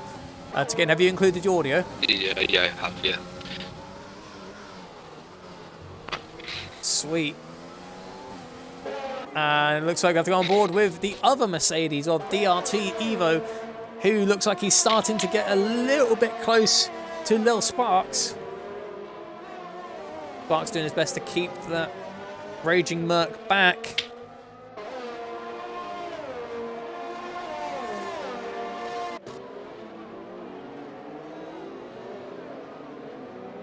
Tell you what, you missed a good battle there, earlier. There was JJ Hudson, Shrimper and Caesar. No, yeah, those three fighting just for last, practically. But JJ Hudson seriously opened up the gap between himself and Shrimper. He's starting to make real ground on catching Draco and Evo.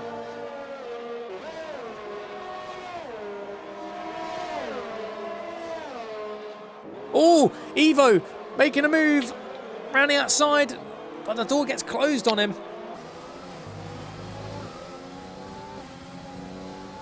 Oh, bloody dashboarded. Let's try again. That's not handy. Doesn't seem F1 2020 likes co-coms. Yeah. Who started on pole here? Who started on pole? Yeah. Lukey did, but he got a poor run going into turn 1, and Shrimper managed to make the move and take the lead from that point on. Currently, as it stands, going over the drivers from first to last as of lap 20 of 35.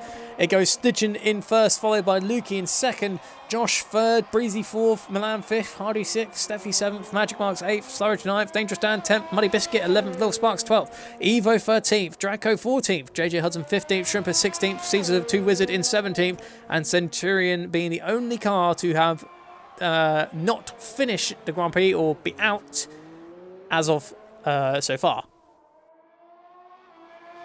It's not bad. You've only won DNF in 20 laps. In the first 6 laps, no safety car, no contact. It's fairly clean. If only F4 was like that. Oh, we got a little bit of battles going on here between Lukey, Breezy, and Josh. Josh is now making ground throughout a poor start in this Grand Prix. He's now catching up to Lukey in second place. Lukey does not need this pressure right now. The RS assistants. Can Josh make the pass on Lukey going into the final chicane on the Wall of Champions? He does down the inside. Lukey tries to cover him off on the outside. Not quite going to happen. DRS assistant lets Josh take it away.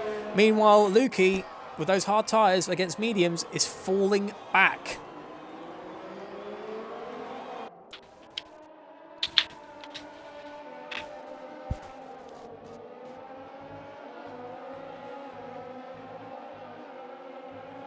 Oh, so a battle into turn 1 of Sparks versus Evo again. However, this time Evo has fallen back behind the AlphaTauri and will have to try again later.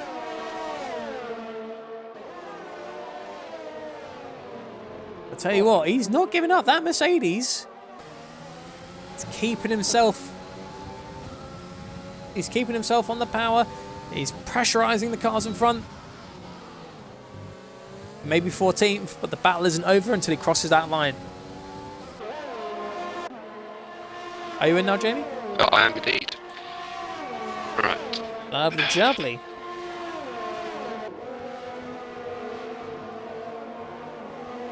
Oh, there should be a move here between Lukey and Breezy. Would you like the honours? Luke and Bree. Hang on. Oh, never mind. I can't change the change driver.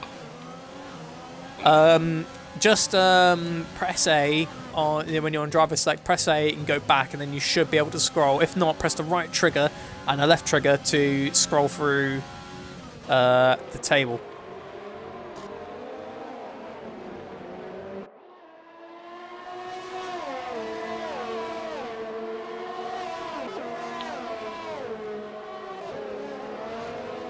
Bloody nightmare this. Right, who am I watching? Luke and Josh. Looks like maybe we could see some battles going on between Steffi. We've got Steffi, Milan, and Hardy here. Actually, I think we're going to have to go on board with Hardy here.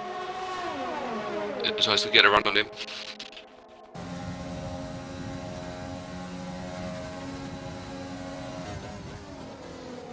Oh, Milan must be running a really low down. Oh! He hit the wall. Hardy have a lot more ERSs, 40% more than Milan. Maybe he's just waiting and just being patient.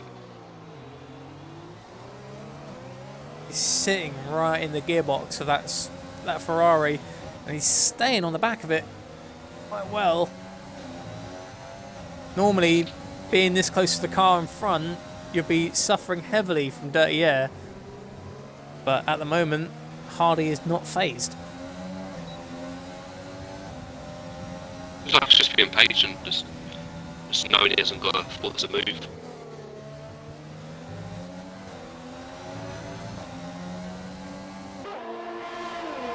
Meanwhile, Muddy Biscuit is having a bit of a bad day. He's a championship leader and he's currently out of the points. But Draco's got a good run on him there.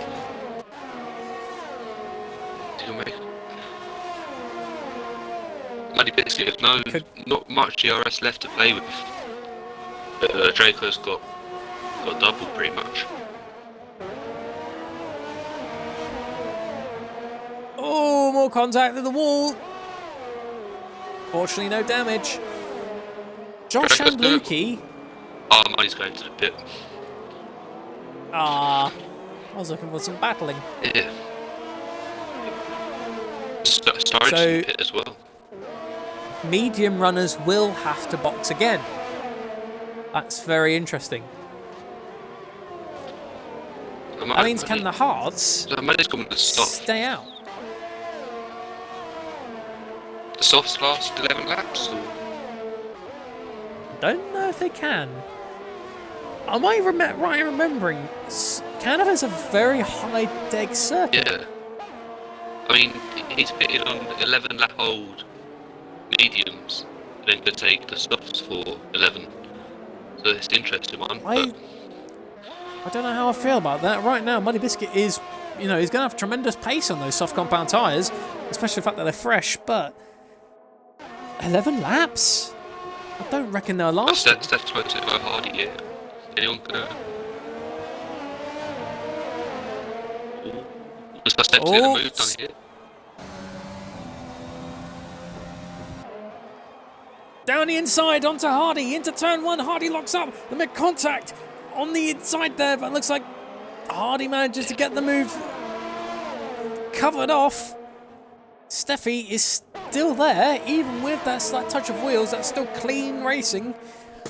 There's no harm in a little touch of wheels as long as it doesn't cause any damage or affect the pace of that driver whatsoever.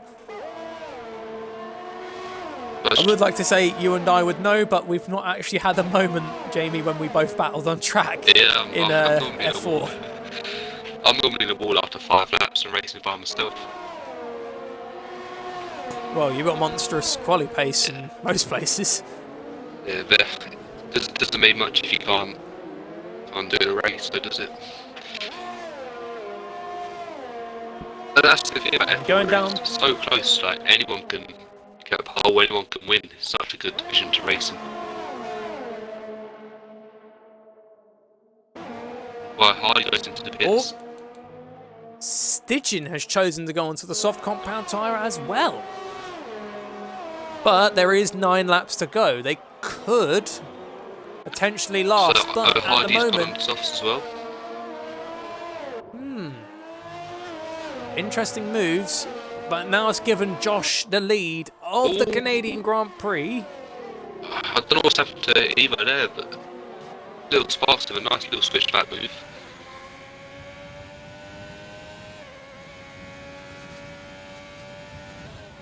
Draco's closing up to a dangerous stand here. Oh, Hardy on JJ Hudson. Oh my God! That's not what you need when you just come out of the pits. Hardy with wing damage, just fresh out of the pits, and has an incident with JJ Hudson that's proven brilliantly for Magic Marks, who can now climb his way back up the table. And now he's got the very, very slow-moving AlphaTauri with the broken wing. And he can now capitalise on that really bad incident between the two Honda-powered cars. Going down the straight with the DRS assistance. It's not quite doing it yet. Down the inside, Lil Sparks and Hardy both go in. Oh, dangerous down, good switch back. It's got better traction back the corner. Looks like Draco is just going to take this to move, take the position. JJ Hudson has decided to call it a day after that contact with Hardy in the first sector. Pretty sure both are not happy with that incident. Hardy's got a lot to do here to get back in the points, but I think only there's not many outside top 10 that have to pit. There's only a couple out there. Well, Shrimper and Evo that have to pit. Maybe O'Hardy can get a point here, but he's going to have to put in a good shift here. Draco will have to pit 16 laps on those mediums. I don't know if they can do I don't think any more. Milan's in the pits now. He'll be going on the soft as well. Josh has lost some serious time to Lukey. It looks like those mediums are falling off, and I don't know if Josh can hold on for 7 more laps.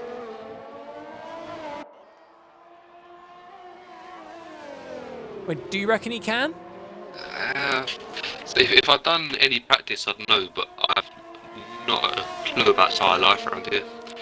I know it's quite a high deck circuit, so I don't think he can.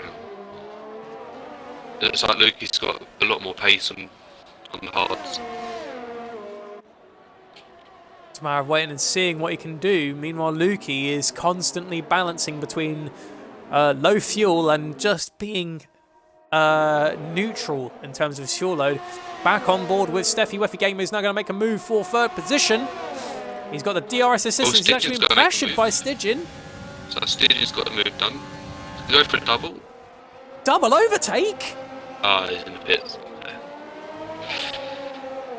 Stygian back up to 3rd, and I'll tell you what. Lukey's going to move done on Josh. Yep, Lukey has taken the lead of the Canadian Grand Prix, but I'll tell you, Jamie, we can't rule out Stygian. There's 6 laps to go of the Grand Prix, and they're in his crosshairs. Absolutely flying on those softs. And now we get to see What did the... Oh, he's crashed! That, The very last one. That's a safety car. It's a very interesting place to crash there. Not the usual spot, but Unlucky to DRT Evo. It does look like a round of this could play beautifully into the hands of Lukey and Josh. They can go on to the soft compound tyre. it also helps the people that are pitted on lap 24, I think it was. Once got slightly older soft tyres, this will help them get to the end. It was Muddy Biscuit that pitted around that time. Okay, Lukey. Lukey has made a bold call. He is not going into the pits. They just braved that. He feels confident on those hard compound tyres. They're 17 laps old. Meanwhile, Josh, it looks like Josh might be able to get out. Oh, it's just gotten juicy. Josh, on fresh, soft compound tyres, can now fight to catch up to the safety car pack. He will be all over Lukey and Stygian like a bag of chips on the pier. Yeah, Barry in the chat saying Luke should have pitted. I think I agree. I mean, a lot of the mid-pack have time penalties, so either way he would be. I reckon he would get a top 5 spot here, but I think he knows as well he's made the wrong call. Jeez. Lukey is in the worst situation ever. He is the lone pack of food on the side, and all these cars behind him are the little scavengers waiting to pick at him and just rip that lead apart. It really doesn't help that Magic Mark here, 9 seconds of penalties. You've got Storage and Prix on 6. Doesn't play into their hands at all. Interesting move though. Stygian, he stayed out. He's got worn soft compound tyres. I know the safety car will probably buy them a lap, but that means Stygian is now at a big disadvantage compared to the fresh runners of Josh and Steffi. Yeah.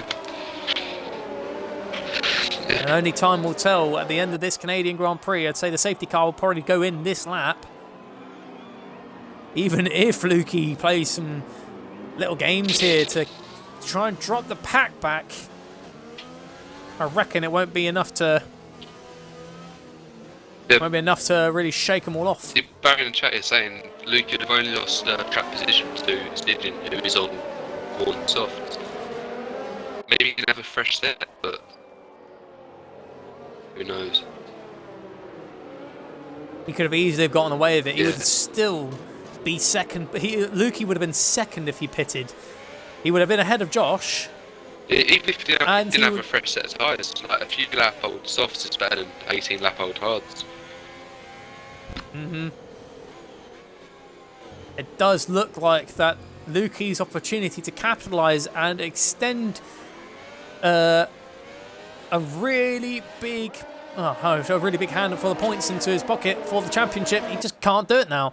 I think with that choice to stay out, he's just shot himself in the foot. He could fall out the top 10 if he can't get some consistency going to the end, because let's face it, 1, 2, 3, 4, 5, 6, 7, 8 cars behind at maximum have 3 lap old tyres, and then you've got people like Magic Marks, Money Biscuit, Stygian, who have tyres that are more than 5 laps old. Safety car is in this lap. With 3 laps to go for the Canadian Grand Prix, we are going to witness a restart and probably one of the biggest mistakes that Lukey could have made in this battle for the championship. Stidgen's already here, he's just waiting. He knows he's got to leave it late here. Or is it? It's caught him out well there. Josh has made an Josh is illegal clear. overtake. He almost overtook Stygian under the yellow flags. Josh is sticking it out right close to Lukey, but here we go for the restart of the Canadian Grand Prix. Looks like Steffi is putting pressure on Josh. Milan's actually jumped himself up into the pack. Milan was on lap old cups. I don't know where he's How come did he from. do that? I don't know where he's come from, but he's gone to the podium there. He just magically appeared. I thought Lukey's only hope is really just other people to battle around him and hope he can just pull away, but Here we the go. traction difference coming out of this hairpin is going to be massive. Locking up as well. I don't even think we're going to get DRS until the final lap.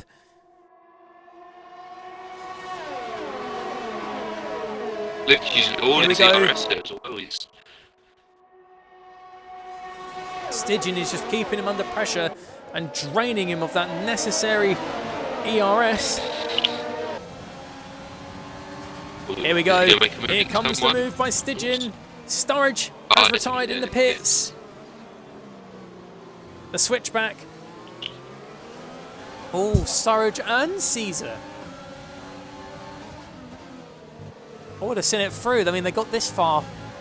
They might as well see it to the end. Yeah. Stygian's just going to wait. Wait, has Milan just got a 3-second time penalty? He already had one. Ah, okay. Josh is making a move. Down the inside on Milan. No, he bides his time. He backs off. Waits for another opportunity to make the move. Meanwhile, going back on board with Stygian. He's getting a little look on Lukey going into the hairpin. Lukey covers him off again. Locks up again. Locks up. Oh, down the there's inside, coming out contact. the exit. They touch wheels. Stygian's actually going to employ the ERS load. Meanwhile, Lukey and him have the same amount. Even on the hard tyres, Lukey is still holding the lead.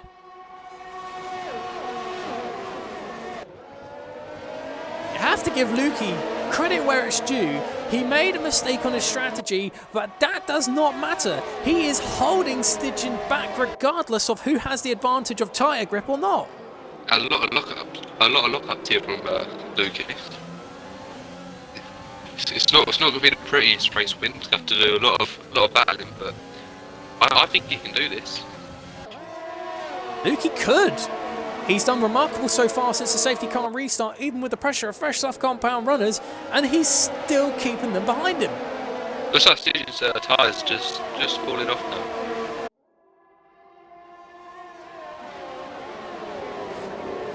Meanwhile, Josh has fallen down to 5th position, but Breezy and Milan in front of him have got time penalties. Josh has net 3rd right now. and Stygian's falling back. But he got an amazing run out of the hairpin, DRS assistance and the ERS.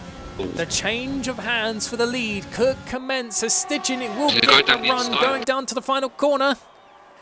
Lukey tries to hold him off. Stygian makes the move in the final chicane. Stygian takes the lead of the Canadian Grand Prix. Looks like Lukey tries to maybe get a look back, but he just cannot do it.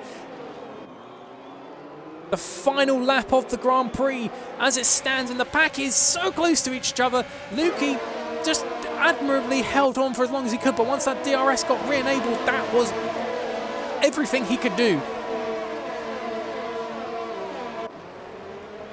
And Stygian. Oh, Josh has time penalty. Last lap, he gets the time penalty. So now it's Steffi Weffy's gonna. It's okay. He could still get fourth. Oh, his contact. It's back to Breezy! Breezy's cut the track. Got attacked by Josh, to be fair, but. The switch back from Josh makes the move around the outside. Breezy slams the door in his face. Josh has wing damage. And Josh makes the move on Breezy.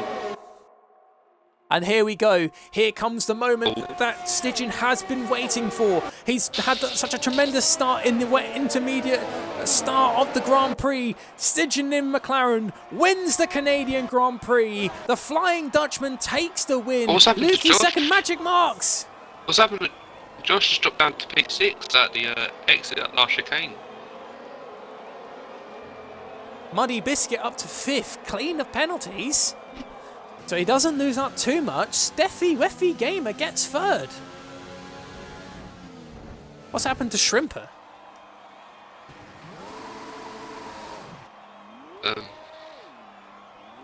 Just raking in some screen time with wheel spinning over the line. And congratulations to Shrimper on a job... No, not Shrimper. Stygian on a job well done. Steffi Weffy Gamer... by the game, it gets voted driver of the day. However, if you would like to cast your vote for your chosen driver of the day, please head to Racing Series at Racing Series F1 on Twitter. In a little while, a poll will be put up so you can vote for your chosen driver of the day for Division 2. If you haven't already, you can choose to vote for your driver of the week from the week that's just been in Azerbaijan. Currently, right now, it's the finale between myself and Mega Centurion. But yeah, tremendous work from these lot. But Stygian, holy cow, that was some really, really good driving today. So while you invite the top three, I'll go over the standings from start to first to last. Stygian takes the win from starting second after capitalising on Lukey's poor start at the early stages of the Grand Prix. Lukey gets second. It's still not bad. He still challenges heavily for the Drivers' Championship. Steffi Weffy Gamer gets third after starting 14th on the grid, so well done to Steffi. Milan fourth in the Ferrari. Muddy Biscuit fifth in the McLaren. Josh sixth in the Haas. He looked like he was possibly going to get onto the podium, but just lost out at the end there. Dangerous Dan seventh. Breezy eighth. Hardy ninth. Lil Sparks 10th. Draco 11th. Shrimper 12th. Magic Marks 13th. Caesar 14th. Sturge 15th. Evo 16th. JJ Hudson 17th, and Mega Centurion rounds off the grid. So first we got Steffi, now we just got to wait on Lukey and Stygian. And once we got them in, we'll interview the top three.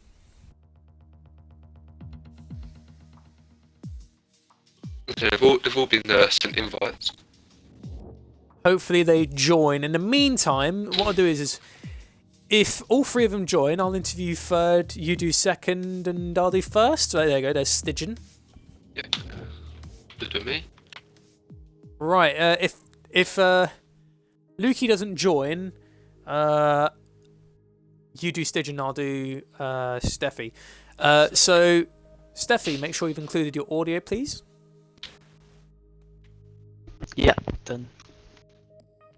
Well, Steffi, you have had a bit of a difficult start to the race with qualifying. You've been knocked out in Q2. You started pretty far back, to be fair.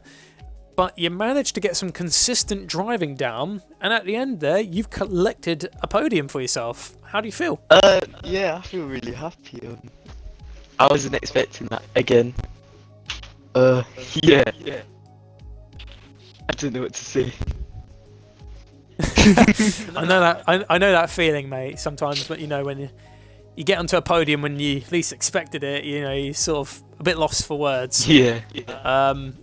But could you give us a little run through on your thoughts when that late safety car came up? Because I'll tell you what, I wasn't expecting that safety car to make its appearance, especially with like 4 laps to go of the Grand Prix. Yeah, neither was I. At first I was a bit skeptical because I wasn't sure if it would benefit me. Then I was like, okay, if I pit for softs, this could be okay. But then again, if the safety car didn't come out, I would have been fine just taking the mediums to the end. But yeah, and the podium happened. Well, I tell you what, that has done some good for yourself. Obviously, I can tell that's helped your morale. You feel quite happy at that podium, and also I imagine that will be very good for the Red Bull team. They'll be pretty happy with that podium in their pocket. And next is France. How are you feeling for that? I don't mind France. I mean, it's okay, but I don't know. It's just a bit. It's not my track, but we'll see what happens. Okie dokie. Well done, mate, on grabbing P3. Obviously, the game may have voted you driver of the day, but you being officially crowned driver of the day would be checked if people vote for you in the poll later on. So make sure you check out Twitter, everyone, to place your vote on your chosen driver of the day. Now we move on to Stygian, because right now Lukey's not on the pie, isn't he? No. Do you want to do Stygian as like you saw the whole race and I only saw a few laps? Are you sure? Yeah, if you want, that's fine. I didn't see much of what happened. Oh, okay. Right, Stygian. So, first of all, I know this is going to sound like, a bit of comedy, but you actually held that label today, in my opinion, from me. You were literally the Flying Dutchman today around this circuit. You had monstrous pace in the intermediate conditions. You started to fall back a little bit when Lukey put in that monstrous lap in Q3, but then on the start, Lukey just had a very poor run off the line, and then you just shot off and just left him. I know the McLaren's from Britain and all, but have you made your car semi-aquatic? Shh, don't tell anyone. I might have. You've made it part platypus. Yeah, I'm not sure if it's in the rules, but I'm not sure if it's allowed. Don't tell anyone. Well, give us a run through on how you feel today's been, because if I'm correct, because I don't think I've actually seen you claim a victory. Is that your first? No, I won a race in Season 2. That was my one and only official win in this league. Russia, that was, I believe. And so this is your second Grand Prix victory? Yeah, second victory, yeah. Well, take us through how it's been for you for today's qualifying and race, because I imagine it's been pretty mixed feelings with those changing weather conditions and that very late safety car. Well, I knew before we even went into the race, I was comfortable in both conditions. I was preferring a dry race and dry qualifying, but when it started raining, I didn't really mind, as I had a good setup for both conditions. And when it came around, just took it easy, didn't have to take any risk, because I felt like I would have made it through anyways. But then my last lap in qualifying 3, I messed up a little in turn 4 and the final chicane. And then to start second was alright, and then I came off the line and I saw Lukey. Well, he had a good initial start, but then the second phase I gained a lot on him, and I deployed the overtake, and then I overtook him around the outside. But from then on I was able to control the race. I bet that must have felt good for you, though. Yeah, to control the Grand Prix, and then even with that safety car, Lukey held it quite well, and in the final lap of the Grand Prix, just before the final lap initiated, you made the move you needed to pull. And can I ask you, how worn were your tyres? To be fair, I didn't check because I feel like that if you check, then only you start feeling the tire wear. So I never looked. Ah, so you're not sure if it propped the warning or not that you're I- pushing them too hard wouldn't or have known. too far. Well, still, you did brilliantly, mate. That was as Murray Walker would say, a superlative drive. So well done. That was very good driving, a good control of the Grand Prix. You really showed your strength in the changing conditions, especially when it's mostly intermediate. I imagine the next time that rain appears, you are going to be a heavy, even in the dry, you're still very good, but in the wet, you're just on a league of your own. Yeah, thank you. Yeah. Well, Jamie, do you have any questions for Stygian before we wrap up? What was you thinking when you saw Lukey didn't pit for softs? Were you surprised by it, or were you? Well, I also expected the safety car to stay out longer, as did Lukey, I believe. So I wasn't shocked or anything that he didn't pit. Although when Josh S04 pitted, I did feel like I could have still make a move on him with however many remaining laps we would have. So no, I was quite relaxed throughout the entire race. And I had a little stress moment when that safety car came out, but then Josh pitted and Lukey didn't, and then it was all right again. I wish I could be as relaxed as you are. Well, it's just Some people this one handle race. situations differently, I guess. Well, I practiced my ass off basically for this one. It was after last week, I felt like I was finally able to turn my season around, and well, yeah, today was going to be my day, and it was. It was. Well, congratulations on a job well done. And Jamie, I'd like to say thank you for joining me in the comms box. I know it wasn't too long from lap 20 when you joined me, and you wasn't too sure on what happened, but still, you did your best to try and work from the little knowledge you had on what happened. So well done, mate. That's good work. It's weird going to a tier you haven't really watched that much, but it's alright. Good racing. And as established with Lukey's second place, that puts him ever closer to challenging Muddy Biscuit for the Drivers' Championship. If you want to see more Division 2 action, you're going to have to wait until next Sunday when these lot will go around the circuit at Paul Ricard, France, a personal favourite of mine, and to drive maybe, but to watch, oh yeah, I love that track to watch. But yeah, if you want to see that action, tune in next Sunday. However, if you want to see more Canadian Grand Prix action, tune in tomorrow at 8 PM when Division 3 will take their turn around the Canadian Grand Prix circuit. Will we see any gophers or crazy seagulls? Well, pretty much. Doubt it, considering not coded into the game, but if you want to find out, tune in. In the meantime, please take care, stay safe, and have a good evening.